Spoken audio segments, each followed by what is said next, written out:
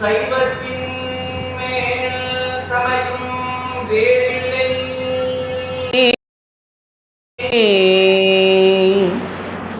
சைவத்தின் மேல் சமயம் வேறு இல்லை. அதில் சார் சிவமாம் தெய்வத்தின் மேல் நான் மறை செம்பொருள் வாய்மை வைத்த சீடிகள் தேவாரமும் திருவாசகமும் உய்வை தரச் செய்த நால்வர் பொற்றாள் எம் உயிர் துணையே. நால்வர் பொற்றாள் எம் உயிர் துணையே. தென்னாடுடைய சிவனே போற்றி, எந்நாட்டவர்க்கும் இறைவா போற்றி. ஏகம்பத்துரையந்தாய் போற்றி, பாகம் பெண்ணுருவானாய் போற்றி. காவாய் கனகத்திரளே போற்றி, கைலை மலையானே போற்றி போற்றி. வெற்றிவேல் முருகனுக்கு அரோகரா. எல்லாம் வல்ல காமாட்சியம்மையிடம் கொண்ட கட்சி திரு ஏகம்பரை போற்றி வணங்கி, எல்லாம் வல்ல கந்தக்கோட்டத்து கந்தப்பெருமானுடைய திருவருளை போற்றி வணங்கி, மிக அற்புதமான முறையிலே நம்முடைய சைவ சமயம் சார்ந்த சாத்திர தோத்திர நூல்களுக்கெல்லாம் விரிவுரை காண்கின்ற வகையிலே மிக சிறப்பான முறையில் நம்முடைய சைவ சமயத்தை வளர்த்து வரக்கூடிய நம்முடைய சென்னை கந்தக்கோட்டம் சைவ சமய பக்தஜன சபையினுடைய தலைவர் பெருந்தகை சிவத்திரு சரவணன் ஐயா அவர்களுக்கும், அவர்களோடு உடனின்று அற்புதமான இந்த சிவப்பணிகளை முன்னின்று ஆட்டி வரக்கூடிய சிவத்திரு ராம்குமார் ஐயா அவர்களுக்கும், சபையினுடைய அன்பர் பெருமக்களுக்கும், வருகை தந்திரக்கூடிய சீரடியார் பெருமக்களாகி உங்கள் அனைவருக்கும் அடியினுடைய பணிவார்ந்த வணக்கங்களை முன்னதாக தெரிவித்துக் கொள்கின்றேன். அற்புதமான இந்த இனிய வேளையிலே அடியேன் இன்றைய நாளிலே சித்தி திறங்காட்டும் சிவன் என்கின்ற தலைப்பிலே உங்களிடத்தில் உரையாற்ற இருக்கின்றேன். ரொம்ப அழகாக இந்த தொடரை நம்முடைய செந்தமிழ் சுந்தரர் என்று சொல்லக்கூடிய சுந்தரமூர் சுவாமிகள் தான் அழகாக குறிப்பிடுகின்றார். அதுவும் எங்கே அப்படின்னா நம்முடைய தொண்டை நாட்டிலே சிறப்புற்று ஓங்கக்கூடிய ஐம்பெரும் சபைகளிலே ஒன்றான ரத்ன சபை என்று சொல்லக்கூடிய திருவாலங்காட்டிலே தான் அழகாக நம்முடைய ஆலவன பெருமானை அண்டமுறை நிமிர்ந்து ஆடும் அப்பனை பாடுகின்ற காலத்திலே குறிப்பிடுகின்றார்னு பார்க்குறோம். முத்தா முத்தி தரவல்ல முகிழ்மென் முளையாளுமை பங்கா, சித்தா சித்தி திறங்காட்டும் சிவனே தேவர் சிங்கமே. சித்தா சித்தி திறங்காட்டும் சிவனே தேவர் சிங்கமே. பத்தா பத்தர் பலர் போற்றும் பரமா பழையனூர் மேய, அத்தா ஆலங்காடா உன் அடியார்க்கு அடியேன் ஆவேனே என்று அழகாக குறிப்பிடுவார். என்ன ஒரு அற்புதமான காட்சி! நம்முடைய சைவ சமய பக்தஜன சபையிலே நம்முடைய ஆலவன பெருமான் அண்டமர் நிமிர்ந்தாடக்கூடிய பெருமானை மேலே பார்க்கும்.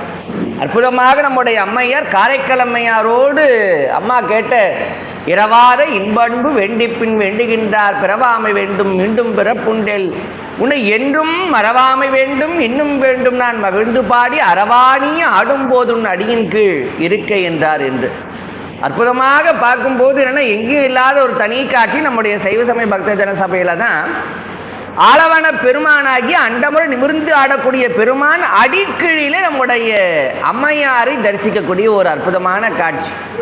என்னுடைய தந்தையார் அவர்களும் நம்முடைய சபையில் கிட்டத்தட்ட ஒரு 40 ஆண்டுகளுக்கும் 50 ஆண்டுகளுக்கும் மேலாக உரையாற்றக்கூடியவர்கள் நம்முடைய சபைக்குரிய ஒரு முக்கியமான அன்பர்கள் ஆகியாலே நம்முடைய இல்லத்திலே இதே படம் உண்டு. தர்மய ஆதீனத்துடைய புலரும் திருவாவூர் ஆதீனத்துடைய பேராசிரியராகவும் திகழக்கூடிய திருமுறை களஞ்சியம் சிவத்திரு புலவர் எம் கே பிரபாகரன் ஐயாவும். ஏன்னா அந்த ஒரு ஈடுபாடும் அந்த ஒரு சைவ சமயத்திலே ஒரு நாட்டமும் ஒரு பெரிய ஒரு தொடர்பும் அப்படின்றது அவர்களுக்கு ஒரு 50 ஆண்டுகளுக்கும் உண்டான தொடர்பு நம்முடைய பக்தஜன சபை ஆகையினாலே இந்த காட்சியை இந்த பெருமானை பார்த்த உடனே அப்படியே ஒரு ஈடுபாடு ஈர்ப்பு. இப்போ எதற்கு சொல்ல வந்தேன் என்று சொன்னால், நம்முடைய சுந்தரமூர் சுவாமிகள் தான் சித்தா சித்தி திறங்காட்டும் சிவன், சித்தி திறங்காட்டும் சிவன் என்று அழகாக குறிப்பிடுகின்றார்.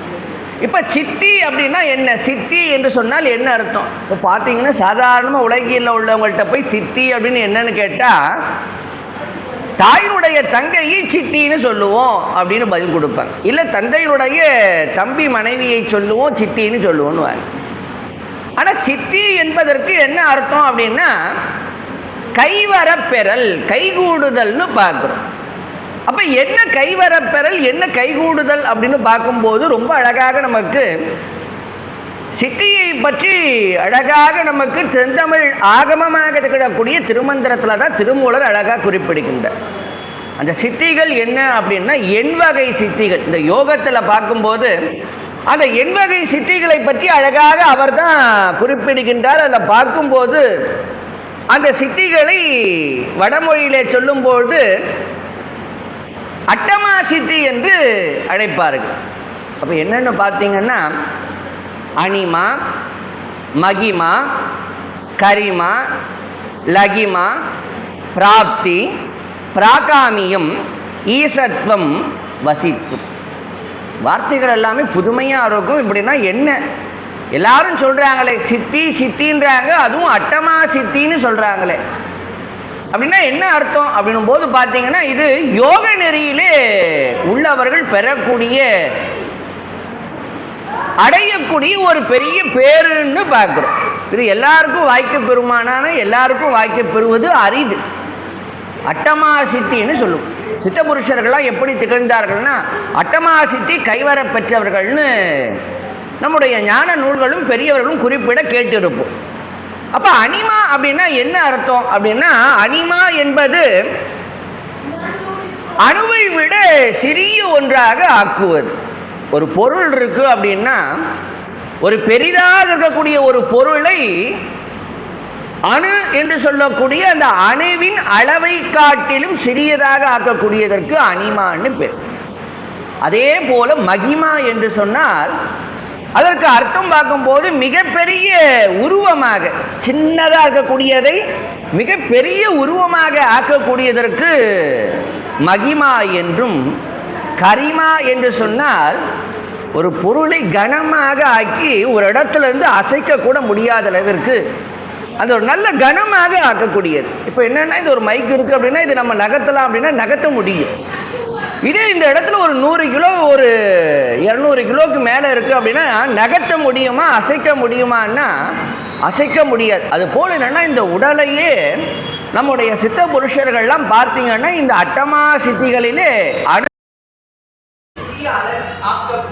திறன், அதே போல சிறிய அளவிலே உள்ளதை மிக பெரிய அளவிலே ஆக்கக்கூடிய திறன், அதே போல அந்த வெயிட்டுன்னு நம்ம சொல்லுவோம் பாரு, அது போல் பார்த்தீங்கன்னா அந்த வெயிட்டையும் என்னன்னா அப்போ பார்க்கும்போது அந்த கணத்தை அசைக்க முடியாத கணமாக ஆக்குவதற்கு பேர் கரிமா என்றும், லகிமா என்று சொன்னால் அந்த கணமாக இருப்பதை காற்றை போல ஆக்குவது. காற்றை போல லேசாக ஆக்கக்கூடியதற்கு பார்க்கும்போது லகிமா என்றும், பிராப்தி என்று சொன்னால் விரும்பியதை உடனடியாக அடையுதல். எதை விரும்புகிறோமோ விரும்பினதை உடனே பெறக்கூடிய ஒரு ஆற்றலுக்கு பிராப்தி என்றும், பிராகாமியம் என்று சொன்னால் விரும்பியதை நினைச்சதை நினைச்சுக்கிறது. இப்போ நான் என்ன நினைக்கிறேனோ நினைத்ததை உடனடியாக நடத்தி காட்டுவதற்கு பேர் தான் என்னன்னா பிராப்தி அப்படின்ற பேர். அப்போ பார்க்கும்போது இந்த எண்வகை சித்திகளிலே ஈஸ்வரத்துவம் என்று சொன்னால் எல்லாவற்றிற்கும் ஆளக்கூடியது, வசித்துவம் என்று சொன்னால் வசீகரம். யார் ஒருவரை பார்த்தாலும் அவங்க என்ன வசீகரம். ஒருத்தர் கூட பார்த்தா சொல்லுவோம் அகத்தின் அழகு முகத்தில் தெரியும்னு சொல்லுவோம். ஒருத்தருடைய முகப்பொழிவு, அதுவும் இந்த சிவவேட பொலிவோடு இருந்தாங்க அப்படின்னா நம்மையும் அறியாதுன்னா யாராக இருந்தாலும் முதல்ல கையெடுத்து வணங்குவோன்னு பார்க்குறோம். காரணம் என்ன? சிவவேடத்துக்கு ரொம்ப முக்கியம். சிவவேடத்துக்குன்னே உயிரையே கொடுத்தவர் யாருன்னா மெய்ப்பொருள் நாயனார்னு பார்க்குறோம், ஏனாதி நாயனாரை பார்க்கிறோம் பெரிய புராணத்தில். அப்போ என்னன்னா ஒருத்தரை பார்த்த மாத்திரத்தில் இருக்கக்கூடிய ஒரு ஈர்ப்பு, ஒரு வசீகரம்.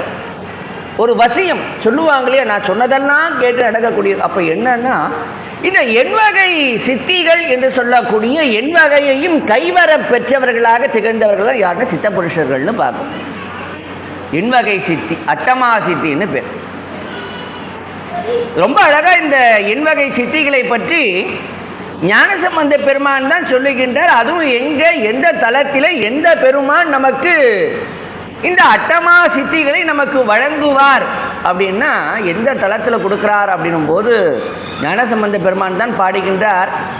அட்டமா சித்திகள் அனைத்தரு காலத்தி. ரொம்ப அழகா அந்த பண்ணில் பார்த்தீங்கன்னா நமக்கெல்லாம் தெரியும். சந்தமார் அகிலோடு சாதித்தே கம்மரும் உந்துமா முகலியின் கரைதனில் உமையோடும் மந்தமார் பொழில் வளர் மல்குவன் காலத்தீ எந்த யாரினையடி என் மன துள்ளவே அட்டமா சித்திகள் அனைத்தரு காலத்தீ வட்டவா சடையனை வயலனி காழியான் சிட்டனான் மறைவல ஞானசம் பந்தன் சொல் இட்டமா பாடுவார் இல்லையாம் பாவமே. அப்போ அட்டமா சித்திகள் அனைதரு காலத்தி. அப்போ ரொம்ப எப்பேற்பட்ட இந்த சித்திகளை எல்லாம் அருளக்கூடிய திருத்தலம் திருக்காலத்தி மலைன்னு சொல்லக்கூடிய கலாஸ்ரீயை பார்க்கும்.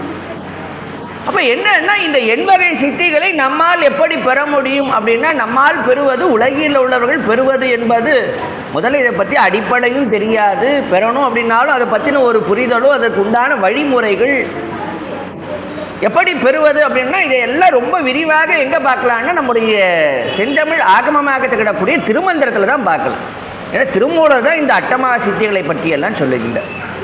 அப்போ இது எல்லாராலும் முடியுமானா, யார் ஒருவருக்கு அந்த யோக நெறியிலேயும் விருப்பம் உடையவராக ஆர்வம் உடையவராக, என்ன எந்த ஒன்றையும் ஆர்வம்ன்றது ரொம்ப ரொம்ப முக்கியம். ஒரு சிவ வழிபாடு இறை வழிபாடுனா கூட ஆர்வத்தோடு செய்யணும், ஆர்வத்தோடு செய்யணும். ஆர்வம் தான் ரொம்ப முக்கியம். இறைவன் எதை எதிர்பார்க்கிறான்? நாம் சாத்தக்கூடிய மலரை எதிர்பார்க்கின்றானா? நாம் ஆற்றக்கூடிய அபிஷேக ஆராதனைகளை அவன் விரும்புகின்றானா அப்படின்னா அதெல்லாம் காட்டிலும் இறைவன் எதை விரும்புகின்றான்னா உள்ளார்ந்த அன்பையும். ஒருவரிடத்தை உள்ளார்ந்த அன்பு. இன்னைக்கு செவ்வாய்க்கிழமை, இன்னைக்கு கந்தகோட்டம் போகணும், முருகப்பெருமானை இன்னைக்கு வணங்கணும். அவருக்கு நம்ம என்ன பண்ணணும்? ஆசையாக அவர்களே மலரை தன்னுடைய இல்லத்தில் அழகாக என்ன பண்ணணும்? அந்த மலர்களை எல்லாம் பறித்து கோர்த்து அவர்களே அழகாக கொண்டு வந்து சாத்தணுன்ற இந்த ஆர்வமும் அன்பும் ரொம்ப முக்கியம். அப்படி யார் ஒருவர் ஆர்வத்தோடு நின்று இறைவனை தொழுகின்றார்களோ அவர்களுக்கு தான் இறைவன் எப்படி இருப்பானா, இந்த கரும்பிலிருந்து கிடைக்கக்கூடிய கட்டியாகிய வெள்ளம் எப்படி திட்டிக்குமோ அது போல திட்டிப்பான். இது அப்பர் சுவாமி தான் சொல்லிட்டேன். ஒரு விளக்கு ஏற்றணுன்னாலும் ஆர்வத்தோடு விளக்கு ஏற்றணும். ஒரு கோயிலில் விளக்கு ஏற்றணும்னாலும் என்ன பண்ணணும்? ஆர்வத்தோடு வரணும். ஐயோ, நம்முடைய இறைவன் அஞ்சியாகிலும் அன்பு பட்டாகிலும் நெஞ்சம் நீ நினை. அப்பர் சுவாமியுடைய வாக்கு தான். ஒன்னா தெய்வம்னு பயந்து இறைவனை வணங்கு, இல்லை அப்படின்னா அன்பால் வணங்கு. அப்பா அப்பா அப்படின்னுட்டு என்ன பண்ண? அன்பால் வணங்குன்ற. அப்போ அந்த ஒரு விளக்கை ஏற்ற வேண்டும், ஒரு தூபம் போட வேண்டும் அப்படின்னா கூட ஆர்வம் ரொம்ப முக்கியம்னு பார்க்கும். பெரும்புலர் காலை மூழ்கி பித்தர்க்கு பத்தராகி அரும்போடு மலர்கள் கொண்டு அங்கே ஆர்வத்தை உள்ளே வைத்து, ஆர்வத்தை உள்ளே வைத்து விரும்பி நல் விளக்கு தூபம் விதியினால் இடவல்லா இருக்கு. முறைப்படி ஆர்வத்தோடு உள்ளார்ந்த அன்போடு யார் ஒருவத்தர் அதை விரும்பி ஒரு விளக்கு ஏற்றுறாங்க, ஒரு தூபம் போடுறாங்களோ அவர்களுக்கு கரும்பினில் கட்டி போல்வார் கடவுர் விரட்டினார். கரும்புலேருந்து கிடைக்கிற வெள்ளம் எப்படி வெள்ளம் திட்டிக்குமோ அது போல் சுவாமி அவ்வளோ தூரத்திற்கு. ஏன்னா இறைவன் எதை எதிர்பார்க்கிறான்? உள்ளார்ந்த அன்பையும் ஆர்வம்.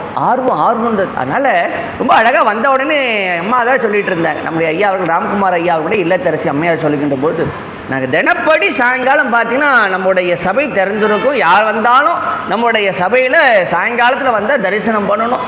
அதே போல் பார்த்தீங்கன்னா நம்முடைய நிகழ்வுகள் இந்த சைவ சமயம் பரப்புவதற்கு என்பதற்காகவே நம்முடைய பெரியவர்களால் ஆரம்பிக்கப்பெற்ற ஒரு அற்புதமான ஒரு வளாகம் நம்முடைய சைவ சமய பக்தஜன சபை ஆகினாலே அந்த சைவ சமயம் தழைக்கவும் சைவ சமயமும் நம்முடைய தமிழும் பட்டி தொட்டி எங்கேயும் பரம்பும் விதமாக இந்த நிகழ்வுகளை நிகழ்த்த வேண்டும் என்பதில் பேரார்வம் உடையவர்கள் நம்முடைய சிவத்திரு சரவணன் ஐயா அவர்கள், அவருடைய குமாரர் அன்பிற்கு நம்முடைய சிவத்திரு ராம்குமார் ஐயா அவர்கள், இன்னும் அவருடைய புதல்வர் சிவத்திரு அண்ணாமலை சகோதரர் அவர்கள். ஏன்னா எங்கே இருந்தாலும் அவர் இந்த நிகழ்வுகளுக்கு உட்கார்ந்த இடத்துலேருந்து ஏற்பாடு பண்ண. அப்போ என்னன்னா இந்த ஆர்வம் தான் ரொம்ப முக்கியம். இறைவன் எதை எதிர்பார்க்கின்றான்? ஆர்வத்தை தான் எதிர்பார்க்கிறான். அதனால எதுக்கு சொல்ல வந்தேன்னா, அப்போ திருமூலருடைய திருமந்திரத்தில் தான் ஆர்வத்தோடு அந்த யோக நெறியிலே உள்ள ஆர்வத்தோடு கூடியவர்கள் அங்கே போய் திருமந்திரத்தை அணுகி அங்கே இருக்கக்கூடிய ஞான கருத்துக்களை எல்லாம் பெற்று அந்த சித்திகள் எல்லாம் பெற்று பெறலாம். எல்லாருக்கும் அந்த சித்தின்னு சொல்லக்கூடியவையெல்லாம் பெற முடியுமா? கிடைக்குமா? நம்மளால் முடியும். நாம் எல்லாம் உலகியல் வாசிகள். உலகியல் இன்றைக்கி பார்த்தீங்கன்னா இப்போ இறைவனை வணங்கணும், அடுத்து பார்த்தீங்கன்னா அடுத்து என்ன ஏன்னா எல்லாரும் எப்படி இருப்போம்? இல்லறத்தாராக உலகியல் வாசியாக இருக்கும்போது நமக்கு எண்ணங்கள்லாம் என்ன இருக்குது? அடுத்து என்ன பண்ணுறது? மனசில் பார்த்தீங்கன்னா நிறைய விருப்பங்கள். சீக்கிரமே இடம் வாங்கணும், சீக்கிரமே ஒரு வீட்டை கட்டிடணும், சீக்கிரமே ஒரு பொண்ணை பார்த்து கல்யாணம் பண்ணிடணும், இல்லை ஒரு பையனை பார்த்து பொண்ணுக்கு கல்யாணம் பண்ணணும். சீக்கிரம் கல்யாணம் ஆச்சு, இன்னும் உங்களுக்கு புத்திர பேர் இல்லை, நல்ல குழந்தைங்க இருக்காங்க, இன்னும் நல்ல பெரிய படிப்பு படித்து நல்ல பெரிய ஆளாக வரணும். உடம்புல நோய் நொடி, இந்த நோய் நொடி எப்படியாவது நீங்கணும் இல்லைங்களா? அடுத்தடுத்து ஏதோ ஒரு மனதிலே ஒரு வேட்கையோடு எண்ணத்தோடு தான் நம்ம என்ன பண்ணுறோம்? அங்கேயும் இங்கும் அப்படி என்ன பண்ணுறோம்? எவ்வளவு வேலைகள் இருந்தாலும் இதே எண்ணம் தான் சிந்தனையில் ஓடிட்டே இருக்கும். ஏன்னா அந்த நினைச்சதை என்ன பண்ணணும்? அடைய வேண்டும், பெற வேண்டும் இல்லைங்களா? சித்தி என்பதற்கு கைவரப்பெறல், கைகூடுதல்னு பார்க்கணும். அப்போ அருளாளர்களுக்கு அட்டமா சித்தி என்பது அருளாளர்கள் அந்த யோக நெறியிலே உடையவர்கள், அது ஆர்வம் உடையவர்கள், அந்த யோகத்தில் பெறக்கூடியவர்களுக்கு இறைவன் அளிக்கின்றான்னு பார்க்குறோம். ஆர்வத்தோடு நின்றால் அவர்கள் அந்த முறையோடு நடந்து இறை அருளால் அவர்களும் அந்த வாய்ப்பை பெறலாம். ஆனால் உலகியில் நாமும் இருக்கோமே, நமக்கு என்ன? நம்ம விரும்பக்கூடியதெல்லாம் இறைவன் நமக்கு அருள வேண்டும். அதைத்தானே நம்ம கோயிலாக போயிட்டு ஒவ்வொரு இறைவனாக தொழுகின்றோம், பாடிக்கின்றோம், பரவிக்கின்றோம், வழிபாடு செய்கின்றோம்னு பார்க்கணும். அப்போ என்னன்னா அழகாக பார்க்கும்போது அதை தான் இஷ்ட சித்தின்னு சொல்லுவாங்க. உலகியல் வாசிகளாக திகழக்கூடிய நாம் இறைவன் இடத்தே இஷ்டம் அப்படின்னா விருப்பம், சித்தி என்று சொன்னால் கைவரப்பெறுது. நாம் மனசுல என்ன நினைக்கிறோமோ நினைக்கிறத அடைவது, என்ன நினைக்கின்றோமோ அதை அடைவது எப்படி? அதுதான் பார்த்தீங்கன்னா அதை அடைவது எப்படி அடையலாம், அதுக்கு என்ன முறை அப்படின்றதெல்லாம் பார்க்கும்போது ரொம்ப அழகாக நம்முடைய தென்னூர் கடலும் வடநூர் கடலும் நிலை கண்டுணர்ந்த மாதவ சிவஞான யோகிகள் என்று சொல்லக்கூடிய சிவஞான முனிவர் தான் அழகாக நமக்கு காட்டுகின்றார். அப்போ பார்க்கும்போது இஷ்ட சித்தி என்று சொன்னால் விரும்பியதை கைவர பெறுவது, விரும்பியதை அடைவதுன்னு பார்க்கும். அப்போ இந்த இஷ்ட சித்தியை சொல்லுகின்ற காலத்தில் ரொம்ப அழகாக இறைவனுடைய அருளால் தான் எந்த ஒன்றையும் பெற முடியும்னு பார்க்குறோம். ஏன்னா நம்ம இடத்துல என்ன இருக்குது? சைவ சமயத்தில் பார்க்கும்போது முப்பொருள் உண்மையை பார்க்குறோம். ஆணவம், கண்மம், மாயை, முப்பொருள் உண்மையை பார்க்குறோம். இந்த கண்மத்தில் பார்த்தீங்கன்னா இந்த நல்வினை, தீவினை, இந்த ரெண்டு வினை, இந்த ரெண்டு வினையின் காரணமாகத்தான் என்னன்னா வாழ்க்கையில் நமக்கு என்ன வருது? மாறி மாறி இன்பமும் துன்பமும், பிறப்புக்கும் அதுவே ஒரு காரணம். புண்ணியம் பண்ணினாலும் அந்த புண்ணியத்துக்கு ஏற்ற மாதிரி நல்ல உயர்ந்த அந்த பதவிகளையும் வாழ்க்கையும் பெறுவதற்காக என்ன பண்ணுறோம்? மீண்டும் பிறந்து தான் ஆகணும்னு பார்க்குறோம். பாவம் பண்ணினோம், வினைகள் செஞ்சுருந்தோம் அப்படின்னு பார்த்தா அதுக்குண்டான அந்த ஊழ்வினையை அனுபவிக்கிறதுக்கும் பிறப்பெடுத்து தான் வரணும்லாம் பார்க்குறோம். அப்போ என்னென்னா இந்த வினைகளின் காரணமாகத்தான் என்ன பண்ணுறோம்? மீண்டும் மீண்டும் பிறப்பு, இதெல்லாமே.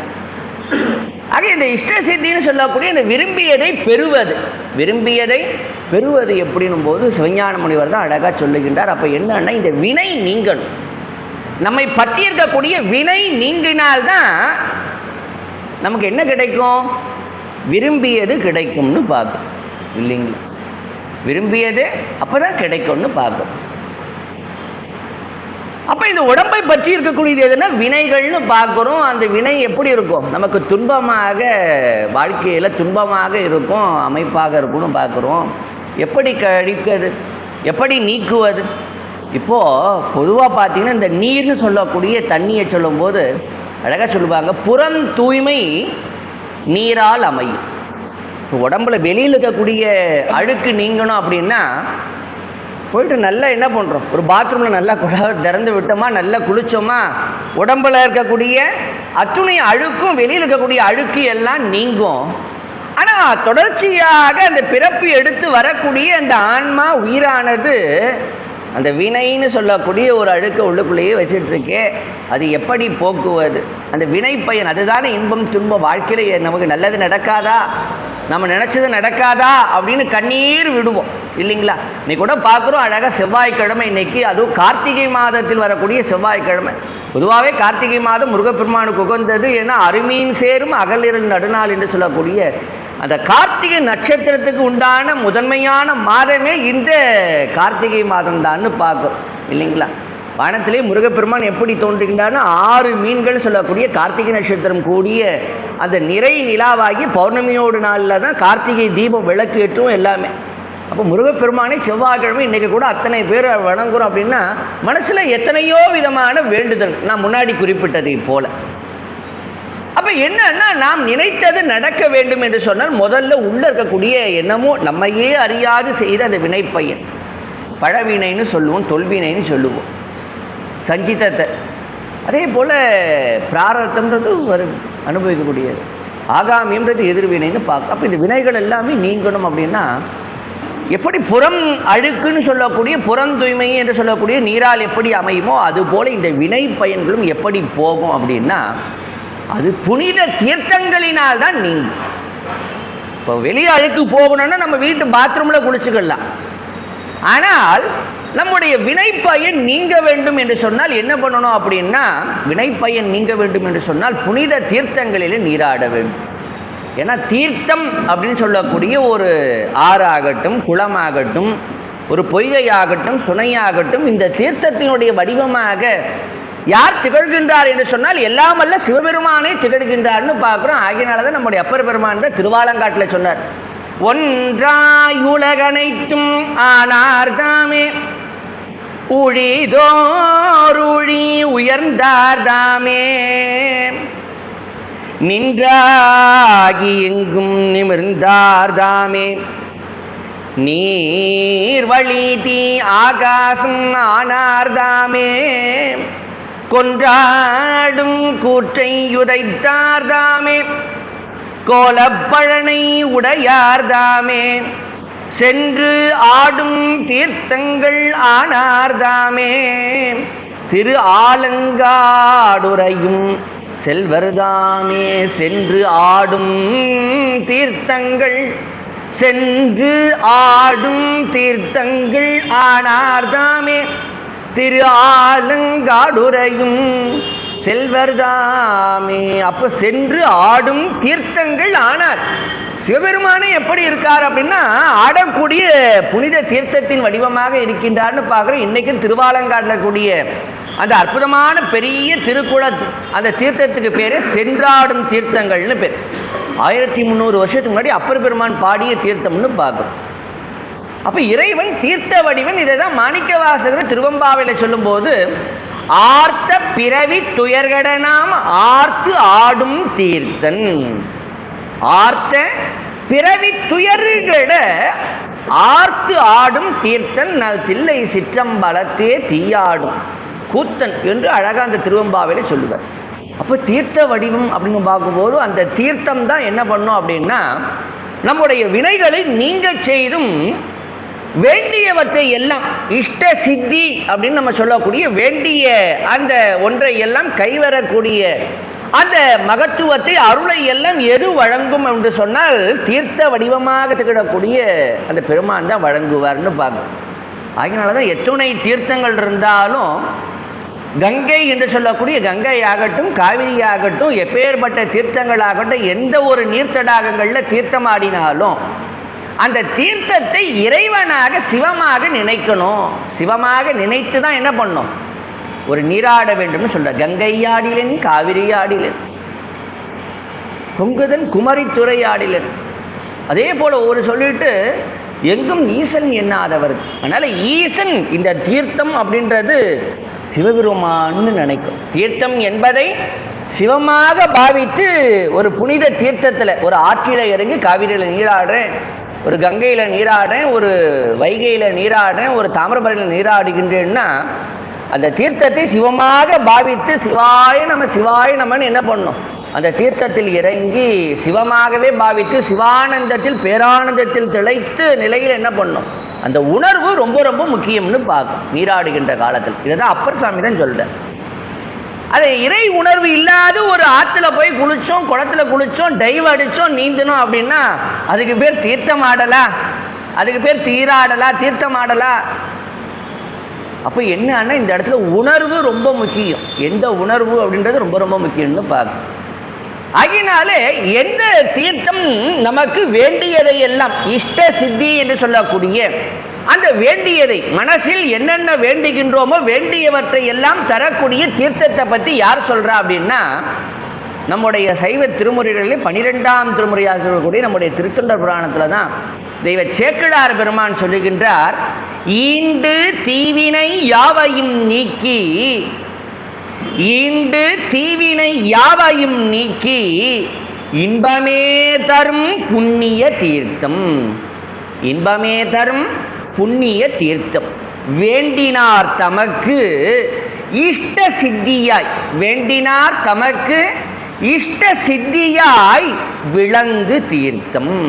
எதை வேண்டி நம்ம அந்த தீர்த்தத்தில் அப்படி முழுங்கி சிவாய நம்மன்னு அந்த பெருமானை நினைந்து எந்த தீர்த்தத்தில் முழுகணும் அப்படின்னும் போது அவர் சொல்கிறார், அந்த தீர்த்தத்தை வேண்டினார் தமக்கு இஷ்ட சித்தியாய் விளங்கு தீர்த்தம், நல் மங்கள தீர்த்தம், நீண்ட காப்புடை தீர்த்தம், 3 உலகில் நிகழ்ந்த சார்ந்த தீர்த்தம் முதலா ஆண்டு நீடிய தீர்த்தம் எண்ணிலவும் அமரர் நாட்டுவர் ஆடுதல் ஒழியார். அப்போ இந்த தீர்த்தம் எங்கே இருக்கு? வேண்டியதை எல்லாம் அடைவதற்கு உண்டான தீர்த்தம். நல்ல மனைவி வரணும், நல்ல புத்திர பேரு வேணும், சீக்கிரமே ஒரு இடம் வாங்கணும், சீக்கிரமே ஒரு வீடு கட்டணும், சீக்கிரமே ஒரு வண்டி வாகனம் வாங்கணும், சீக்கிரமே உடம்புல கூடிய பிணின்னு சொல்லக்கூடிய நோய் நொடிகள் நீங்கணும், யாரேனும் எனக்கு செய்வினை ஏவல் இந்த மாதிரி ஏதோ மந்திரம் மாந்திரிகெல்லாம் பண்ணிட்டாங்க, இதெல்லாம் நீங்க வேண்டும். இத்தனைக்கும் ஒரே தீர்த்தம். எத்தனை தீர்த்தங்கள் இருந்தாலும் நம் மனசில் என்ன எண்ணத்தோடு நினைந்து அந்த தீர்த்தத்தில் மூழ்கின்றோமோ அந்த எண்ணியதை கிடைக்கக்கூடிய தீர்த்தம். அப்படிப்பட்ட ஒரு அற்புதமான தீர்த்தம் எங்கே இருக்கு? கல்வியில் கரையில்லாத காஞ்சி மாநகரில் இருக்கு. எங்கே இருக்கு? காஞ்சிபுரத்தில் தான். ஏன்னா அழகாக நம்முடைய சேக்கிழார் பெருமான் தான் காஞ்சியினுடைய பெருமையை சொல்லுகின்ற காலத்தில் அங்கே தான் என்ன இருக்குது, இந்த இஷ்ட சித்தி தீர்த்தம் என்று சொல்லக்கூடிய தீர்த்தம். காஞ்சிபுரத்தில் கட்சி பலதலியும் ஏகம்பத்தும் கைலாய நாதனையே காணலாமேன்னு அப்பர் பெருமான் காஞ்சிபுரத்தில் 1-2 சிவன் கோயிலா ஏகம்பம் முதன்மையான ஆலயமாக திகழ்ந்தாலும் எத்தனை சிவாலயங்கள் இருக்கு, எண்ணற்ற சிவாலயங்கள். இன்னைக்கு கிட்டத்தட்ட கணக்கு எடுத்தோம்னா 200க்கு மேற்பட்ட சிவாலயங்கள் இருக்கக்கூடியது காஞ்சிபுரம். அதில் இந்த இஷ்டசித்தி தீர்த்தம் எங்கே இருக்குது அப்படின்னா, நகரின் நடுநாயகமாக திகழக்கூடிய கச்சாலை என்று சொல்லக்கூடிய கச்சபேசம். காஞ்சிபுரத்தில் கூடிய கச்சபேசர் ஆலயத்தில் இந்த கோபுரத்தில் உள்ள நுழைஞ்ச உடனே பார்த்தீங்கன்னா ஒரு திருக்குளம் இருக்கும். அந்த திருக்குளம் தான் இஷ்ட சித்தி தீர்த்தம்னு பேர். ஏன்னா நம்முடைய சென்னை மாநகரம், தர்மமிகு சென்னை மாநகரத்தில் இருக்கக்கூடிய நம்முடைய பழம் பெரியவர்கள்லாம் எந்த அளவிற்கு காஞ்சி மாநகரில் கட்சி ஏகம்பர் இடத்தையும் அதே போல் நம்முடைய கச்சபேசர் இடத்தையும் அவர்கள் எவ்வளோ தூரம் அன்பும் பெரு விருப்பமும் உடையவர்களாக இருந்திருப்பார்கள் என்பதை எண்ணி பார்க்கும்போது நம்ம பகுதியிலே பார்க்குறோம். யாருக்கு? ஏகாம்பரேஸ்வரர் கோயிலை பார்க்குறோம், கச்சாலீஸ்வரர் கச்சபேஸ்வருடைய ஆலயத்தை பார்க்குறோன்னா நம்ம பகுதி அவ்வளோ தூரத்திற்கு காஞ்சிபுரத்தோடு நெருங்கிய தொடர்பு. காட்சி சிவாலயங்கள், காஞ்சிபுரத்துடைய சிவாலயங்கள் மீது அவ்வளோ ஒரு ஈடுபாடு, அந்த வழிபாட்டிலே அவ்வளோ ஒரு உரைப்பு. இப்போ கூட அடியன் வரும்போது நம்முடைய பிரசன்ன விநாயகருடைய ஆலயத்துக்கு சென்று தரிசித்தேன். சின்னமலைஸ்வரர் கோயிலுக்கு பக்கத்தில். ஏன்னா நம்முடைய கச்சியப்ப முனிவர் அழகாக நம்முடைய புராணம் சமைத்த இடமே எங்கன்னா விநாயக புராணம். உலகத்தில் எங்கே விநாயகரை பற்றி யார் பேசினாலும் விநாயக புராணம் பிறந்ததே நம்முடைய சென்னை மாநகரத்தில் தான், இந்த பகுதியில் தான்னு பார்க்குறோம். எண்ணற்ற ஞானியரும் அருளாளர்களும் இந்த பகுதியில் தோன்றி ஒவ்வொரு ஆலயங்களும் இன்றைக்கி பார்க்கும்போது அவளை நினச்சி பார்க்கும். அப்போ என்னென்னா எதுக்கு சொல்ல வந்தேன்னா நம்முடைய சிவஞான முனிவர் கச்சியப்ப முனிவருடைய குருவாக திகழக்கூடிய சிவஞான முனிவர் தான் அழகாக இந்த இஷ்டசித்தி தீர்த்தத்தை பற்றி சொல்கிறார். யார் வேண்டியதையெல்லாம் பெற்றார்களும் போது அழகாக அந்த இஷ்டசித்தி தீர்த்தத்துடைய பெருமையை சொல்லும்போது இந்த முனிபுங்கவர்களிலே ஒருத்தர் யார் அப்படின்னா ததீசின்னு பேர். முனிவர்கள் அவர் பேர் என்ன? ததீசி மகரிஷின்னு பேர். அவருடைய நண்பராக திகழ்ந்தவர் யாருன்னா அரச மரபிலே வந்த குபன் என்று சொல்லக்கூடிய. இப்போ இந்த ததீசி மகரிஷி அவரும் குபன் என்று சொல்லக்கூடிய அரசரும் ரெண்டு பேரும் நட்புடையவர்களாக நண்பர்களாக திகழ்கின்றார்கள். அப்படி திகழக்கூடிய காலத்தில் என்னென்னா நண்பர்கள்னால என்ன பண்ணுவாங்க, நல்ல நெருக்கமாக மனம் விட்டு எல்லாருமே பேசுவாங்க, பழகுவாங்க. இடையில ஏதாவது ஒரு பேசு வரும்போது ஒருத்தருக்குள்ள ஒருத்தர் கருத்து வேறுபாடு வரும். அதுபோல் என்னென்னா இந்த ததீசி மகரிஷி குபனாகி அரசனிடத்தை கேட்குறார், ஓ குபா, மனிதர்களிலே அந்தணர் உயர்ந்தவரா அரசர் உயர்ந்தவரா அப்படின்னு இவர் கேட்ட உடனே குபன் பதில் சொல்றார், அரசன்தான் உயர்ந்தவன்ட்ட. அனைவரையும் காக்கக்கூடியவன் யாருன்னா அரசன் தான். இல்லை இல்லை இல்லை, அந்தணர் தான் உயர்ந்தவர் அப்படின்னு யார் சொல்றா? ததீசி மகரிஷி சொல்றார். இப்போ ரெண்டு பேருடைய வார்த்தைகள் என்ன ஆயிட்டு, வார்த்தைகள் என்று சொல்லக்கூடிய வார்த்தை போரானது அடுத்த நிலையிலே கை கலப்பாக மாறி என்ன பண்ண, ரெண்டு பேருக்கு இடையில சண்டை வந்துட்டு. யாருக்கு? ததீசி மகரிஷிக்கும் குபன் என்று சொல்லக்கூடிய அரசனுக்கு சண்டை வந்ததில்ல.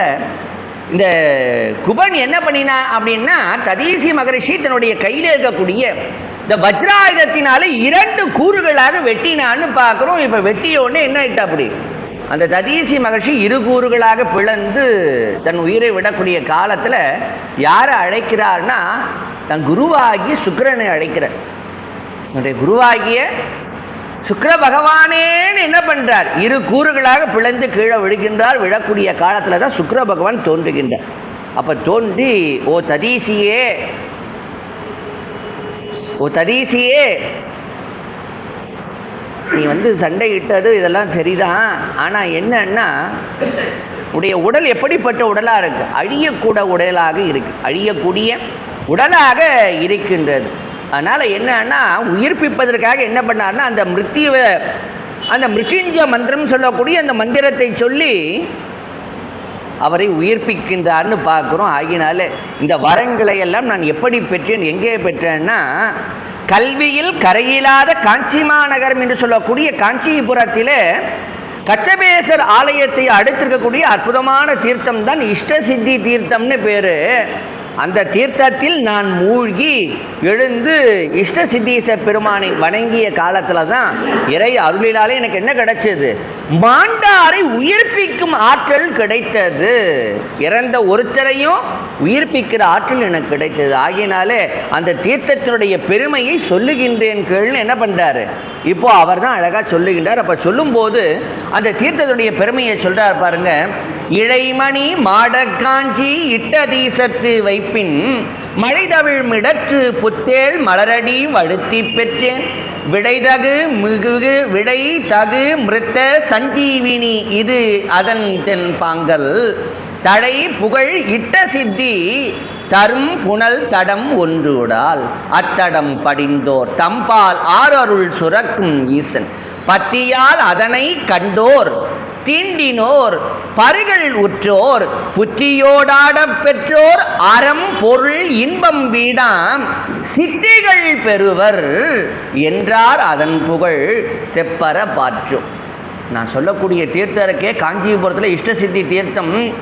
அந்த தீர்த்தத்தை கண்ணால் காண்பவர்கள் எப்படி, அந்த தீர்த்தத்தை யார் ஒருத்தர் கச்சபேஸ்வரர் கோயிலுக்குள்ளே போய் அந்த தீர்த்தத்தை கண்ணால் பார்க்கின்றார்களோ, அந்த தீர்த்தத்தை தன்னுடைய கரத்தினாலே எவர் ஒருவர் ஸ்பரிசம் சொல்லக்கூடிய அந்த நீரை தொடுகின்றார்களோ, அந்த தீர்த்தத்தில் எவர் ஒருவர் ஈடுபாட்டோடு முழுமையாக மூழ்கி மனசில் என்ன உண்டோ அதை வேட்கையோடு வேண்டி மூழ்குகின்றார்களோ, அந்த ஈடுபாட்டோடு பயபக்தியோடு அவர்களுக்கு என்ன கைவரப்பெறும் என்று சொன்னால் அறம், பொருள், இன்பம், வீடு என்று சொல்லக்கூடிய 40 பயன்களையும் அவர்கள் பெறுவார்கள் என்பதை சொல்லி அழகாக சொல்றார். அப்போ இந்த தீர்த்தத்தில் யாரெல்லாம் மூழ்கி என்னையெல்லாம் பெறுகின்றார்கள் போது சொல்றார் இந்த தீர்த்த பெருமையை. மல்லல் நீர் அரி வாரம் மூழ்கிடின், மல்லல் நீர் அரி வாரம் மூழ்கிடின் மகவிலான் மகவி இன்றிடும். அதாவது அறிவாள்னு சொல்லக்கூடிய ஞாயிற்றுக்கிழமை இந்த தீர்த்தத்தில் என்னைக்கு நீராடணுமா? ஞாயிற்றுக்கிழமையிலே நீராடுகின்ற காலத்தில் குழந்தை பேர் இல்லாதவர்கள் குழந்தை பேரனை பெறுவார்கள். இல்லம் இல்லான் மனைவி எய்துவான். கல்யாணம் ஆகாதவங்களுக்கு கல்யாணம் நடக்குமா? இல்லம் இல்லவன் மனைவி எய்துவன். ஆயுள் இல்லவன் அக்துரும் கல்வி இல்லவன் கல்வி எய்துவன். ஆயுஷே இல்லை, ஆயுசு குறைவு அப்படின்னக்கூடிய நிலையில் எவர் ஒருவர் நீராடினோ அவங்களுக்கு ஆயுசு நிறைய கிடைக்கும். கல்வி இல்லாதவர்களுக்கு கல்வி வரும். கண்ணிலான் விழி பெருகுவன். கண் பார்வை குறைபாடு உடையவர்கள் நீராடுகின்ற காலத்தில் கண் பார்வையை பெறுவார்களாம். செல்வம் இல்லவன் செல்வம் மேவுவன். அரசிலான் அரசு செய்வான். நல்ல செல்வம் நல்ல பொன் பொருள் எல்லாம் வேணும்னு நினைக்கக்கூடியவங்க நீராடி வழிபட்டால் அந்த பொன் பொருள் கிடைக்கும். அரச வாழ்வுன்னு சொல்லக்கூடிய பதவி, அந்த உயர்ந்த பதவிகளையும் நம்ம ஒரு குறிக்கோள் இருக்கும், இன்ன பதவியை நம்ம வாழ்க்கையில் அச்சீவ் பண்ணணும் அப்படின்னுட்டு. அப்போ என்னன்னா அப்படிப்பட்ட பதவிகளையும் இஷ்ட சித்தி. ஏன்னா முதல்லையே பார்த்தோம் இந்த தீர்த்தத்துக்கு பேரே இஷ்ட சித்தி. இது ஏதோ சாதாரணம் கிடையாது. இந்த தீர்த்தத்துடைய பெருமையை நம்முடைய திருமுறைகள் சொல்லுகின்றன, சேக்கிழார் பெருமான் சொல்லுகின்றார். அப்போ பார்க்கும்போது அழகா சொல்றார். அப்போ என்னன்னா அழகா சொல்ல பாருங்க. இல்லவன் செல்வம் மேவுவன் அரசிலான் அரசு செய்யுமான். அழகை பூதம் ஆதி அழைக்க நின்றவர் ரவி நாள் குளவும் அத்தடம் ஆடின் அங்கவை கோடி யோசனை பின்னிடும் களிகெழுந்துயர் குட்டம் வெம்முனி முயலகன் பெரு நோயெல்லாம் விலகி நீங்கும் அந்நீர் படிந்திடும் அக்கணத்தில் மெய்மையே மாதராயினும் மைந்தராயினும் வந்த பூம்பொனல் ஆடினோர் ஆதி யாது விரும்பினாலும் விட்ட சித்தி அளிக்குமாள். அப்போ என்னன்னா குஷ்டரோகம்னு சொல்லக்கூடிய நோயாகட்டும், முயலகன் நோய்னு சொல்லக்கூடிய முடக்குவாதம். ஞானசம்பந்தர் கூட என்ன பண்ணார், முயலகன் நோயை எங்கே போக்கினார்? நம்முடைய பாய்ச்சில ஆசிரமத்தில் உள்ள தலத்தில் கொல்லிமலனுடைய மகளுக்கு முடக்குவாதத்தை போக்கினார்னு பார்க்கணும். அப்போ என்னன்னா இந்த தீர்த்தம் சகல நோய் நிவர்த்திகள்னு சொல்லக்கூடிய நோய் நிவர்த்திக்குரியதாகவும், இந்த பேய் பிசாசு யாராவது பில்லி சூனியம் ஏவல் இந்த மாதிரி வச்சுருந்தாங்க அப்படின்னா இந்த தீர்த்தத்துக்கிட்ட அவங்க வர்றதுக்கு முன்னாடி கோடி யோசனை தூரத்தில் என்ன பண்ணிட்டோமா, அவையெல்லாம் விலகி நின்றுடுமா அவங்கள விட்டு. அப்பேற்பட்ட ஒரு தீர்த்தத்தை மனதில் எந்த ஒரு நினைப்போடு என்ன வேண்டி வணங்கி அந்த நீராடுகின்றவர்கள் அதை பெறுவார்கள். அப்படி பெற்றவர்கள் யாரும் போது அந்த பட்டியலை சொல்லுகின்றார் நம்முடைய சிவஞான முனிவர் தான். அப்போ பார்க்கும்போது என்ன யுகம்னா, அப்போ பார்க்கும்போது அந்த கிருத யுகம் என்று சொல்லக்கூடிய யுகத்திலே படைப்பு தொழிலை வேண்டி யார் அங்கே நீராடினார்னா பிரம்மதேவனும் சரஸ்வதி நீராடினார்கள். அப்போ இந்த தீர்த்தத்தின் பெருமையினாலே படைப்பு தொழிலை பெற்றான். பிரம்மலோகம் என்று சொல்லக்கூடிய சத்தியலோகத்தையும் என்ன பண்ணான், இந்த தீர்த்தத்தின் அருளினாலே இஷ்ட சித்தீச பெருமாள் அருளாலே பெற்றான். அதே போல திரேதாயுகம் என்று சொல்லக்கூடிய யுகத்திலே தான் சூரிய பகவான் பான்னு சொல்லக்கூடிய சூரிய பகவான் என்ன பண்றா, அப்படி இந்த தீர்த்தத்தில் நீராடி தான் வேண்டியது என்ன பண்ணினா, எங்க போனா தட்ச யாகத்தில் கலந்துக்கிட்டான். சூரியனுக்கு என்ன கிடைச்சது, வீரபத்ரனால தண்டனை கிடைச்சதுன்னு பார்க்குறோம். தன்னுடைய ஒளி கதிர்களை எல்லாம் இழந்தான்னு பார்க்குறோம். அப்போ இந்த தீர்த்தத்தில் மூழ்கிய காலத்தில் தான் சூரிய பகவானுக்கு என்ன அருள்னா, வேத வடிவத்தை உடையவனாகவும் 1000 கதிர்களை உடையவனாகவும் அந்த கதிர் வீசக்கூடிய அளவில் என்ன பண்ணினா யாவரும் போற்றக்கூடிய நிலையிலே அந்த வரத்தை பெற்றான்னு பார்க்குறோம். பெற்றதோடு மட்டுமல்லாது அப்போ தான் அவன் கேட்குறான், யார் சூரியன் கேட்கின்றார் சிவபெருமானை பார்த்து இஷ்ட சித்தீஸ்வரர், அப்பா சிவபெருமானே இஷ்ட சித்தீச பெருமானே, நான் எப்படி இந்த தீர்த்தத்தில் நீராடி நான் விரும்பிய பேச்சினை அடைந்தேனோ அதே போல என்னுடைய வாரம், நான் நீராடிய வாரமாகிய அந்த ஞாயிற்றுக்கிழமை, அந்த ஞாயிற்றுக்கிழமையில் யார் ஒருவர் இங்கே நீராடுகின்றார்களோ அவர்களுக்கு என்ன கிடைக்கணும், உடனடியாக அவர்கள் வேண்டியதை அவர்கள் உடனே பெற வேண்டும். அது இல்லாமல் இன்னொரு சிறப்பை கேட்குறா. அப்படி என்னன்னா, எத்தனை ஞாயிறுகளாக இருந்தாலும் குறிப்பாக இந்த ஞாயிறு, எந்த ஞாயிறு? ஆண்டில் வரக்கூடிய அந்த 12 மாதங்களில் குறிப்பிட்ட ஞாயிறு அன்று அந்த தீர்த்தத்தில் நீராடுபவர்களுக்கு என்ன வேணும்னு கிடைக்கிறா. அப்படி ஏன்னா அந்த மாதத்தை சொல்ற விருச்சிக மாதம். என்ன மாதம்? விருச்சிகம். ஏன்னா சூரிய பகவான் எந்த மாதத்தில் இருக்கும்போது, ஏன்னா அவருடைய பெயர்ச்சி பார்த்தீங்கன்னா மாதத்துக்கு மாதம் என்னவாவார்? ஒரு மாதத்துக்கு ஒரு முறை ஒரு ராசியிலேருந்து இன்னொரு ராசிக்கு பயிற்சி ஆவார்னு பார்க்கும். 2 தினங்களுக்கு முன்னாடி வரைக்கும் பார்த்தீங்கன்னா எங்கே இருந்தார்? துலா ராசியில் இருந்தார். சூரிய பகவான் எங்கே இருந்தார்? துலா ராசியில் இருந்தார்.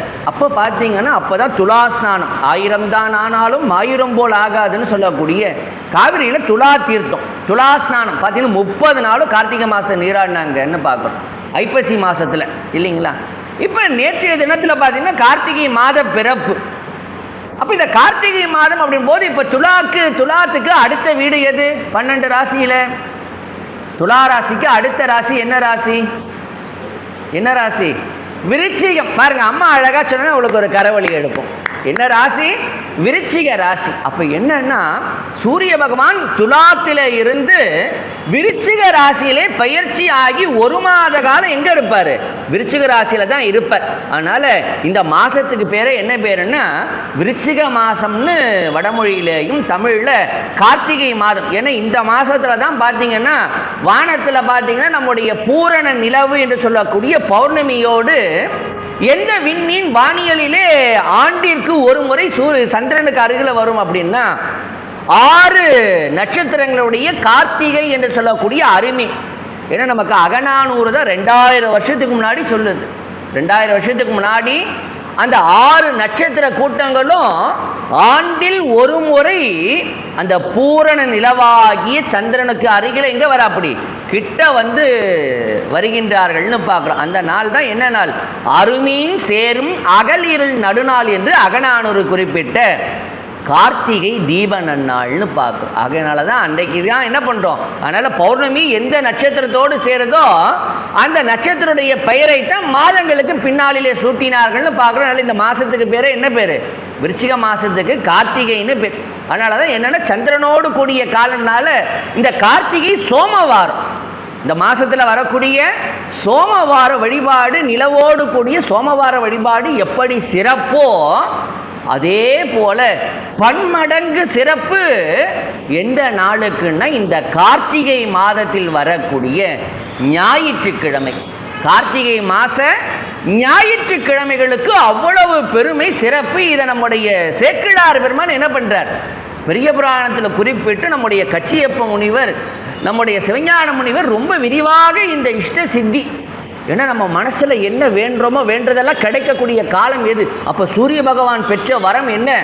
தன்னுடைய மாதமாகி விருச்சிக மாதத்தில் இந்த தீர்த்தத்தில் நீராட எவர் ஒருவர் வேண்டிக்கணும் அதெல்லாம் கிடைக்கணும் கேட்கும்போது அவருக்கு திரேதா யுகத்திலையும் பின்னாடி பார்த்தீங்கன்னா யாருக்கு? துவாபாரா யுகத்தில் மகாவிஷ்ணு மகாலட்சுமி நீராடி அவங்க என்ன பதவி பெறுகின்றார்கள்? உலகை காக்கக்கூடிய தொழிலையும் வைகுந்தத்தையும் பெற்றார்கள். கலியுகம் என்று சொல்லக்கூடிய 4வது யுகமாகி இந்த யுகத்தில் தான் யார் நீராடினாலாம்? எல்லாம் வல்ல கம்பவான நாச்சியார் என்று சொல்லக்கூடிய காமாட்சி அம்மையே அந்த இஷ்டசித்தி தீர்த்தத்தில் நீராடி கச்சி ஏகம்பனோடு எப்படி கலந்துட்டா? இருவரும் ஒருவராக ஆகும்படியாக அர்த்தநாரீசனாக பெருமானுடைய உடலிலேயே சரிபாதியை பெறக்கூடிய நிலையில் என்ன பண்ணாலாம்? அவள் விரும்பிய பெற்று இந்த தீர்த்தத்தில் நீராடி பெற்றதோடு மட்டுமல்லாது இந்த 4 யுகங்களுக்கும் உரிய தெய்வங்களாக இருக்கக்கூடிய பேரினையும் என்ன பண்ணாங்களாம்? இப்ப கிருதயுகத்தில் யாருக்கு முதன்மை? பிரம்மாவுக்கு முதன்மை. அதே போல திரேதா யுகத்தில் யார் முதன்மையை கடவுளாக இருக்கின்றார், வழிபடக்கூடியவராக இருக்கார்னா சூரிய பகவான். அதே போல பார்த்தீங்கன்னா துவாபார யுகத்தில் திருமாலுடைய வழிபாடும். கலியுகம் என்று சொன்னாலே கலியுகத்துக்கு யார் கண்கண்ட தெய்வம் என்று சொன்னால் காஞ்சி காமாட்சி அம்மை தான். அகிலம் அனைத்திற்கும் ஜகம் அனைத்திற்கும் தாயாக திகழக்கூடியவள் யாரு?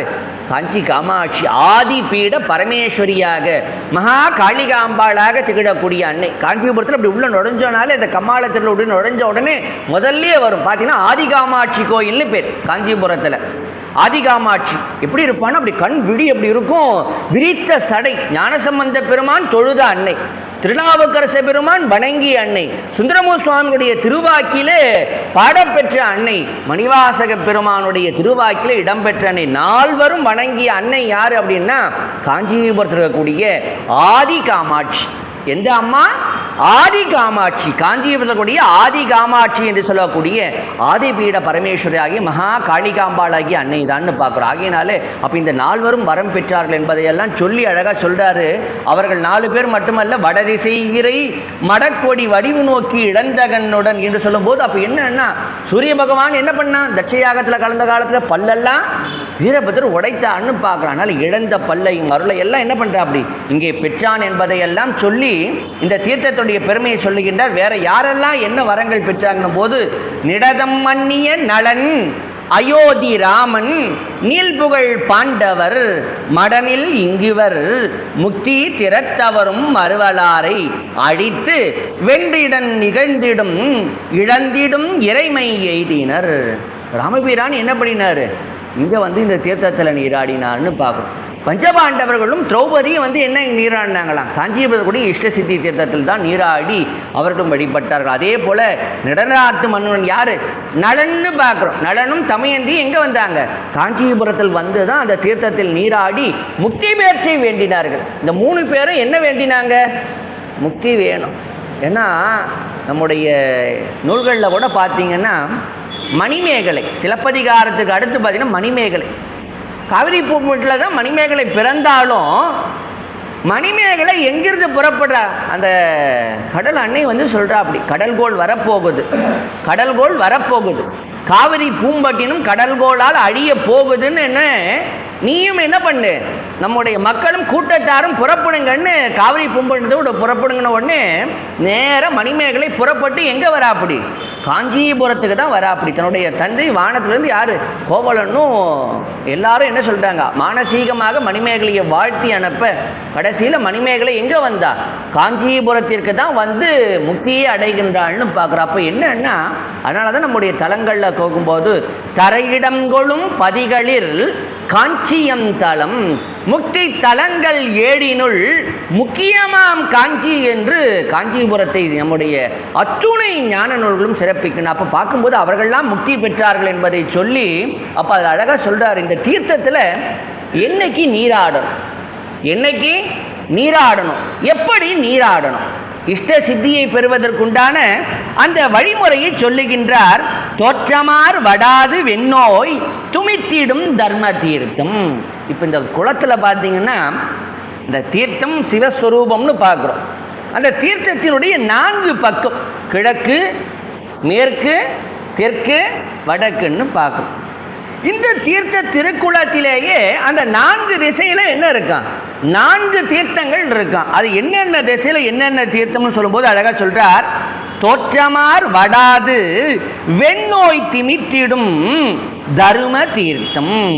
இந்த வடக்கு தீர்த்தக்கரையினுடைய வடகரை, அந்த குளத்தினுடைய வடகரையில் என்ன தீர்த்தம்னா நோய் நொடிகளை போக்கக்கூடிய அந்த வெண்ணோய்களை போக்கக்கூடிய தர்ம தீர்த்தம்.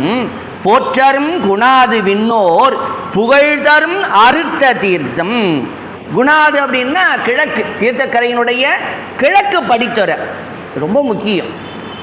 எந்த படித்துறையில் எந்த திசையிலிருந்து இந்த மாதிரிலாம் யாராவது சொல்லி கொடுப்பாங்களா நமக்கு? ஆனால் நமக்கு சிவஞான முனிவர் தான் இல்லையா? இன்னைக்கு திருவாவூர்துறை ஆதீனத்துடைய குல தெய்வமாக, குல தீபமாகவே திகழக்கூடியவர் யாருன்னா மாதவ சிவஞான யோகிகள் என்று சொல்லக்கூடிய சிவஞான முனிவர் தான். அவர் தான் சொல்கிறார். அப்போ என்னன்னா அந்த மேற்கு படித்துறைன்னு சொல்லக்கூடிய துறை, கிழக்கு படித்துறை. இப்போ கிழக்கு துறையை சொல்கிறார். கிழக்கு படித்துறைக்கு தான் என்ன பேருனா அறுத்த தீர்த்தம்னு பேர். அது என்னன்னா விண்ணோர் புகழ் தரும், ஒரு பெரிய பேர் புகழ் எல்லாற்றையும் அந்த கிழக்கு படித்துறை வழியாக இறங்கணும். கிழக்கு படித்துறை வழியாக இறங்கணும், நல்ல பேர் புகழ் செல்வாக்கு. வடக்கு படித்துறை வழியாக இறங்கணும்னா இருக்கக்கூடிய உடலுக்கூடிய சர்வ நோய்னு சொல்லக்கூடிய நோய் நீக்கும். கூற்றரும் தெனாது மாறா குறை புணர் காம தீர்த்தம். நல்ல உலகத்துக்கு வேணும். காமம்னா விருப்பம்னு அர்த்தம். இந்த வேண்டியதெல்லாம் கொடுக்கக்கூடியது எது? அந்த தெற்கு படித்துறைன்னு பார்க்குறோம்.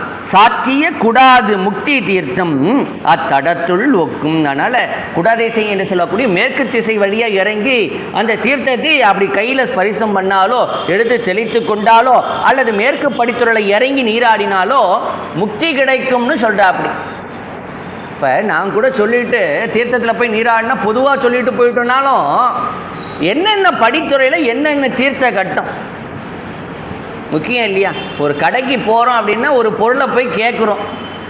எனக்கு ஒரு இனிப்பு கடைக்கு போயிட்டு ஸ்வீட் ஸ்டால் போயிட்டு நான் ஒரு மைசூர்பா வாங்கணும்னு நினச்சேன்னா எனக்கு மைசூர்பா கொடுங்கன்னு கேட்டால் அவங்க மைசூர்பாக்கு பதில் 1 கிலோ பாதுஷாவையோ இல்லை ஜாங்கிரியோ ஏதோ ஒன்று கொடுத்தா வாங்கிடுவோமா? வாங்குவோமா? இல்லை. நான் எதை கேட்டேன், நீ எதை கொடுக்குற? நான் எதை கேட்டேன், நீ எதை கொடுக்குற? எனக்கு இதுதான் வேணும். அது போல் என்னென்னா இறைவனை தொழக்கூடிய நமக்கு இறைவன் என்ன பண்ணுவார்? நம்ம மனசில் என்ன நினைக்கிறோமோ, மனசில் என்ன நினைக்கிறோமோ அதை தான் கொடுப்பார். அதில் மாற்று கருத்தே இல்லை. ஏன்னா மாணிக்கவாசர் சொன்னார் இல்லையா? என்ன சொன்னார்? மாணிக்கவாசர் திருவாசகர் சொன்னார், வேண்டத்தக்கது அறிவோய்னி வேண்ட முழுதும் தருவோய்னி வேண்டும் அயன்மார் கரியோய்னி வேண்டி என்னை பணி கொண்டாய் வேண்டி நீ யாது அருள் செய்தாய் யானும் அதுவே வேண்டினல்லால் வேண்டும் பரிசு ஒன்று உண்டு என்னில் அதுவும் உந்தன் விருப்பன்றே அப்படின்னால எனக்கு ஒரு பரிசு கிடைக்குது, எனக்கு ஒன்று நடக்குது அப்படின்னா எல்லாமே நான் என்ன நினைக்கணும் அதை தான் நீ என்ன பண்ணுற, நீ தான் கொடுக்குறனால எது விருப்பமோ அப்பா உன்னுடைய விருப்பம் அப்படின்னு பார்க்கும். அதனால் என்னென்னா இன்னும் அப்பர் சாமி அழகாக சொல்லுவார். அப்பர் சாமி அழகாக சொல்லும்போது மனசில் என்ன நினைக்கிறோமோ அதை தான் என்ன பண்ணுவார்? இறைவன் கொடுப்பார். மனசில் எதை விரும்புகின்றோமோ அதுதானே. பிடிக்காத ஒன்று நம்மால் ஏற்றுக்கொள்ள முடியுமா? பிடிக்காத ஒன்றை ஏற்றுக்கொள்ள முடியுமா? கடைக்காரர் நம்ம எது கேட்டோமோ அதை விட்டுட்டு வேற பொருளை கொடுத்தா வாங்கிட்டு வருவோமா? மாட்டோம் இல்லையா? அதனால் மனசில் கூடிய கருத்து ரொம்ப ரொம்ப முக்கியம். அதனால் அப்பற சமயம் சொல்கிறார், வாயானை வாயானை மனத்தானை வாயானை மனத்தானை மனத்துள் நின்ற கருத்தானை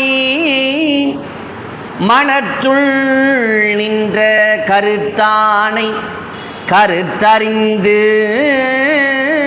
முடிப்பான் தன்னை வாயானை மனத்தானை மனத்துள் நின்ற கருத்தானை கருத்து அறிந்து முடிப்பான் தன்னை தூயானை தூ வெள்ளை ஏற்றார் சுடர் திங்கள் சடையானை சுடர் திங்கள் சடையானை தொடர்ந்து நின்ற தாயானை தவமாய தன்மையானை தலையாய தேவாதி தேவர்க்கு என்றும் சேயானை தென்கூடல் திரு ஆலவாய் சேயானை தென் திருக்கூடல் ஆலவாய் சிவனடியே சிந்திக்க பெற்றேன் நானே. அப்போ என்னன்னா மனதில் இருந்த கருத்தறிந்து முடிப்பான்னு பார்க்க. அப்போ இந்த இஷ்ட சித்தி தீர்த்தத்திலையும் அந்த 4 படித்துறைகளில் மூழ்கி எந்த துறையில் நீழ்கி இறங்கி மூழ்கினோம் தீர்த்த ஸ்பரிசம் பண்ணிக்கிட்டோம் அப்படின்னா நீராடணும் புண்ணியம் கிடைக்குன்னு சொன்னாரோ, என்னென்ன வேணும் கிடைக்குனாரோ அந்த மாதத்தையும் அழகாக இல்லை சொல்கிறாரு. நாற்பயன் உதவு தீர்த்தம் நான்குடை இணைய தீர்த்தம் ஏற்புற திங்கள் தோறும் சிறந்தது எனினும் சால மேற்படும் இடபம் கும்பம் விருச்சிகம் கடகம் தன்னில் பார்ப்படும் அவற்றின் மேலாம் கார்த்திகை பானுவாரம். அப்ப என்னன்னா அந்த மாசங்களை சொல்லும் போது ஒரு ஆண்டிலே வைகாசி மாசி ஆடி கார்த்திகை என்று சொல்லக்கூடிய 4 மாதமும் இஷ்ட சித்தி தீர்த்தத்தில் நீராடுவதற்குரிய சிறப்பு வாய்ந்த தருணங்கள் தான். ஆனாலும் இந்த 4 மாதங்களில் எது மேலான மாதம் என்று சொன்னால் கார்த்திகை பானுவாரம் என்று சொல்லக்கூடிய கார்த்திகை ஞாயிற்றுக்கிழமை. என்னைக்கு? கார்த்திகை ஞாயிறு. ஏன்னா ஞாயிற்றுக்கிழமை அன்னைக்கு தான் சூரியன். ஏன்னா நவகிரகங்களில் அந்த 8 கிரகங்களுக்கும் தலைவன் யாரு, தலையானவன் யாருன்னா சூரிய பகவான் தான்னு பார்க்குறோம். சூரிய பகவான் தான் எல்லாருக்கும் மேலே உள்ளவர்னு பார்க்குறோம். ஆகினாலே அவருடைய வாரமாகிய கார்த்திகை ஞாயிறு நாள் பானு நாள் விடியற் போது எப்போ நீராடணும்?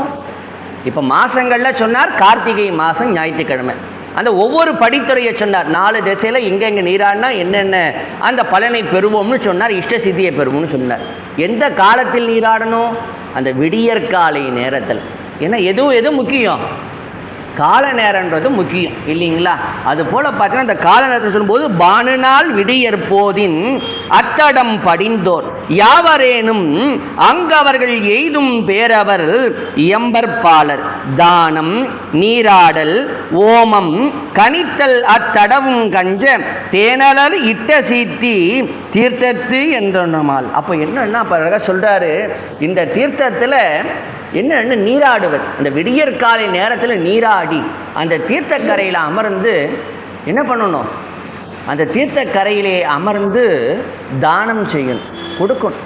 இல்லாதவங்களுக்கு என்ன பண்ணணும்? யார் எதை வேண்டுகின்றாலும். ஏன்னா அந்த இடத்துல தான் காஞ்சி அப்படின்னு சொன்னாலே காமகோட்டம்னு பார்க்குறோம், காமகோட்டின்னு பார்க்குறோம். எவர் ஒருவர் காமாட்சி அம்மை முன்னாடி நின்று எதை வேண்டுகின்றார்களோ அதை கோடி மடங்கு தரக்கூடிய இடம்தான் எது அப்படின்னா காமகோட்டம். அதனால் அவளுக்கு பேர் காமகோட்டின்னு பேர். அதுபோல் என்னென்னா இந்த காஞ்சிபுரத்துக்கு தான் உலக அறக்கோட்டம். உலக அறக்கோட்டம் காமாட்சி என்ன பண்ணுறா? 32 அறங்களை காஞ்சிபுரத்தில் தான் பண்ணுறான்னு பார்க்குறோம். ஆகினாலே அந்த தீர்த்தத்தில் நீராடி யாருக்கு என்ன வேணுமோ அந்த தான தர்மங்களை செய்வது. நம்ம வினை பயன் நீங்கணும். புறந்தூய்மை நீரால் அமையும். ஆனால் உள்ள வினை இருக்கு இல்லையா, அந்த வினை நீங்கினாதானே நம்ம மனசில் என்ன வேண்டினமோ இஷ்ட சித்தியை என்ன பண்ண முடியும்? கைவரப்புற முடியும். ஆகினாலே அந்த தான தர்மங்களை செய்தும் அந்த தீர்த்த கரையில் அமர்ந்து வேள்விகள் ஆற்றுவதனாலும் அதே போல் முக்கியமாக மந்திர ஜபம் என்ன பண்ணணும்? அந்த இறைவனுடைய திருநாமத்தை அந்த தீர்த்த கரையிலே அமர்ந்து கார்த்திகை ஞாயிறு என்று எவர் ஒரு காலையில் ஜபித்து அந்த பெருமானுக்கு என்னென்னு இந்த முக்கியமான இந்த காலத்தில் தான் அந்த விளக்கு ஏற்றுதல். கார்த்திகை மாதம்னால எது முக்கியம்? விளக்கு. ஏன்னா கார்த்திகை நாள்னு எங்கள் ஞானசம்பந்தர் மயிலாப்பூரில் தான் சொன்னார் இல்லையா? அதனால் இளமுலையார் தையலார் கொண்டு விளக்கீடு காணாதே போதிய பும்போய். அதனால் இன்றைக்கும் பார்த்தீங்கன்னா காஞ்சிபுரத்தில் இந்த 5 ஞாயிற்றுக்கிழமை வரக்கூடிய ஒவ்வொரு கார்த்திகை ஞாயிறும் பார்த்தீங்கன்னா பல ஆயிரக்கணக்கான மக்கள் எங்கே வருவாங்க? கார்த்திகை ஞாயிற்றுக்கிழமை கச்சபேஸ்வரர் கோயிலுக்கு வந்து அந்த தீர்த்தத்தில் நீராடுவதும் தீர்த்த புரோஷனம் பண்ணி அந்த மண்டை விளக்குன்னு சொல்லுவாங்க. ஏன்னா காஞ்சிபுரம் பிருத்திவி மண் தலம் இல்லைங்களா? வர 8ஆம் தேதி ஏகாம்பரருடைய கும்பாபிஷேகம். அதனால் அந்த தலத்திலே அந்த மண் சட்டி, அந்த மண்ணாலான சட்டியில் பார்த்தீங்கன்னா அந்த பச்சரிசி மாவு கொண்டு மாவிளக்கு ஏற்றுவாங்க. நல்ல பசுனை கொண்டு மாவிளக்கு ஏற்றி என்ன பண்ணுவாங்கன்னா அதை தலையில் சுமந்துட்டு வருவாங்க. இந்த வழக்கத்தை வேற எங்கேயும் பார்க்க முடியாது. காஞ்சிபுரத்தில் கார்த்திகை மாத ஞாயிறு அன்று அந்த தீர்த்தத்துடைய பெருமையும் சிறப்பையும் கண்ணால் காணலாம். இஷ்ட சித்தியை பெற்று அதன் மூலம் பலன் பெற்றவர்கள் அந்த தலையில் பார்த்தீங்கன்னா என்ன பண்ணுவாங்க? அந்த மண் சட்டியில் பார்த்தீங்கன்னா அந்த மாவிளக்கை ஏந்தி தலையில் ஏந்தி கச்சபேச பெருமானை அங்கே சுற்றி வந்து உள்ளே போய் பெருமானை வழிபட்டு அந்த குளக்கரையில் தான் யார் இருக்கா? இஷ்ட சித்தீஸ்வரர். குளத்தினுடைய வடக்கு கரையில் பார்த்தீங்கன்னா யார் இருக்கா? இஷ்ட சித்தீசர் மேற்கு நோக்கி இருப்பார். அதனால் அந்த தீர்த்தத்தில் நீராடி அந்த இஷ்ட சித்தீச பெருமானையும் கச்சபேச பெருமானையும் எவர் ஒருவர் கார்த்திகை ஞாயிறிலே வணங்கி அந்த விளக்கினை, ஏன்னா விளக்குன்றது எப்படிப்பட்டது? அது எல்லாருக்கும் பிரகாசத்தை வெளிச்சத்தை தரக்கூடியது விளக்கு. ஆகியனாலே அற்புதமான அந்த ஒரு வேண்டியதை வேண்டியபடியே பெறும். அழகாக நம்முடைய அருணகிரிநாத பெருமான் தான் சொல்கிறார் இல்லையா? முருகப்பெருமான் என்ன பண்ணுவாராம்? யார் எதை வேண்டுகின்றார்களோ வேண்டியதை தான் கொடுப்பானாம். வெங்கையும் வாரணமும் வெங்கையும் மானும் வளர் வேங்கட மாமலையில் உறைவோனே வேண்டிய போது அடியார் வேண்டிய போகம் அது வேண்ட வேறதாவது உதவும் பெருமாளே என்று அடியார்கள் என்ன வேண்டாங்களோ, முருகா கந்த கோட்டத்து பெருமானே கந்தா கடம்பா கார்த்திகையான்னு வேண்டுமோ முருகன் என்ன கொடுப்பான்? என்ன வேண்டுமோ அதை தான் கொடுப்பான். அது போல இஷ்ட சித்தி தீர்த்தம் என்பது ரொம்ப முக்கியமான தீர்த்தம். இறைவன் தீர்த்த வடிவம்னு பார்க்குறோம். ஆகினாலே வாய்ப்பு உள்ள அடியார் பெருமக்கள் கல்வியர் கரையில்லாத காஞ்சிமா நகரிலே நம்முடைய இஷ்ட சித்தி தீர்த்தத்தில் கார்த்திகை ஞாயிறிலே நீராடி மனசில் என்ன வேண்டுதல்களோ என்ன நினைப்புறமோ எல்லாம் வேண்டியவற்றை எல்லாம் நம்முடைய கட்சி திருவேகம்பன் காமாட்சியம்மை வழங்குவார்கள் என்று சொல்லி வாய்ப்புள்ளவர்கள் அந்த அருளை பெறுவாறு அன்போடு கேட்டுக்கொண்டு இதுகாரும் சுயமுழைத்த உங்கள் அனைவருக்கும் எல்லாம் வல்ல காமாட்சியம்மை கொண்ட திரு ஏகம்பை பெருமாவுடைய திருவருளும் கந்தகோட்டத்து நம்முடைய செவேட் பெருமாவுடைய சீரிய திருவருள் உங்களுக்கு கிடைக்கப்பெற வேண்டும் என்று பிரார்த்தித்து அடியவன் இந்த அளவில் நிறைவு செய்கின்ற திருச்சிட்டம் வெற்றி வேல் முருகனுக்கு அரோகரா.